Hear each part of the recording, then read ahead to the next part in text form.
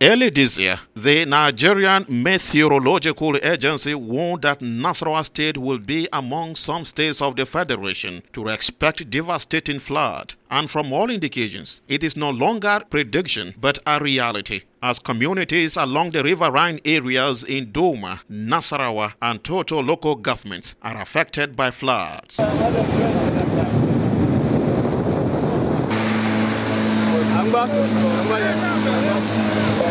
Presently, over 60 communities that shared border with Benue and Kogi states off the shores of River Benue are completely submerged by water, leaving residents in a devastating situation. The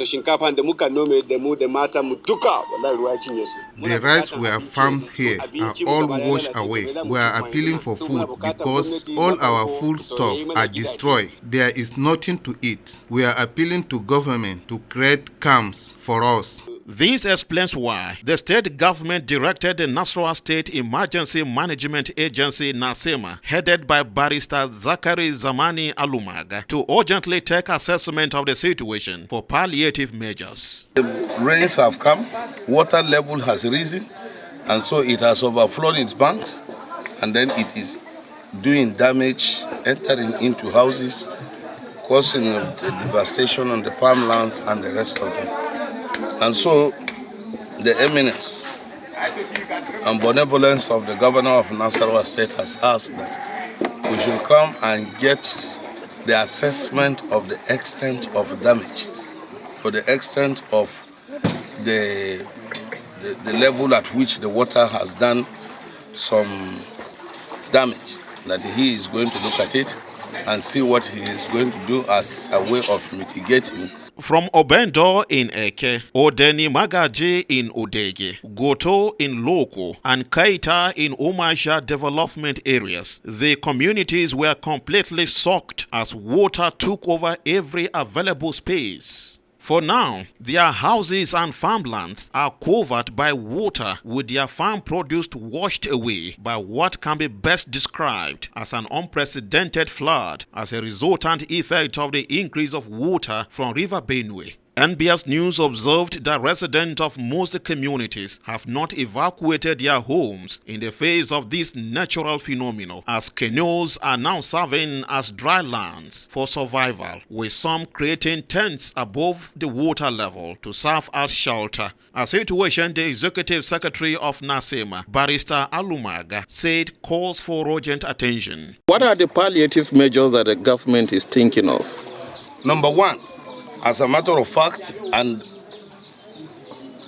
with due urgency, it wants to make makeshift camps for them, so that some of them, or all of them, can move to temporary makeshift camps, whether they are sheds, their houses, or whatever, to allow for the water level to dry, to get down, so that they can now come back to their houses subsequently. That is the temporary solution. The permanent solution is that government is going to build structures outside of this place in high-level grounds, so that tomorrow, if it does happen, if it has been happening, so we are not going to be oblivious of the fact that it's going to happen tomorrow.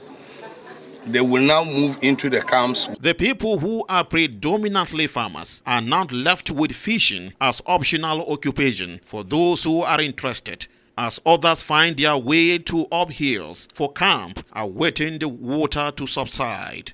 Having toured their affected areas for 10 hours through flying bird by the Executive Secretary, Nasarawa State Emergency Management Agency (NASEMA), Barrister Zakari Zamani Alumaga, and the overseers of the affected development areas, there might be light at the end of the tunnel for the flood victims, as he left the affected communities with advice in anticipation of government's aid. Advice I have consistently given remains one: that they should do their best, even before government comes in, to try to move to safe zones, try to move to safe quarters, and remain in safe quarters until government comes in with its palliative measures. For now, communities in Eke development area are worst hit by the flood, with the house of the overseer of the area, Bello Akosa, in Ijou village, not exempted, as analysts believe that more water is expected from River Benue. For now, all the villages along the riverine areas are submerged with water,